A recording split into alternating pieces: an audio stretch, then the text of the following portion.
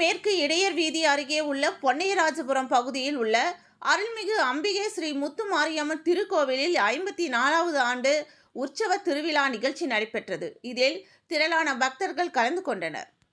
கோவை மேற்கு இடையர் வீதி அருகே உள்ள பொன்னையராஜபுரம் பகுதியில் அருள்மிகு அம்பிகை ஸ்ரீ முத்துமாரியம்மன் திருக்கோவில் அமைந்துள்ளது.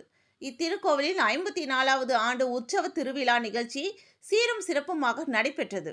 கடந்த 23ஆம் தேதி காலையில் பூச்சாட்டு நிகழ்ச்சியுடன் முகூர்த்த கால் நடப்பட்டு அக்னி கம்பம் ஸ்தாபிதம் செய்து தீர்த்த கரகத்துடன் வேணுகோபால் சுவாமி கோவிலில் இருந்து அம்மனை அழைத்து வந்தனர்.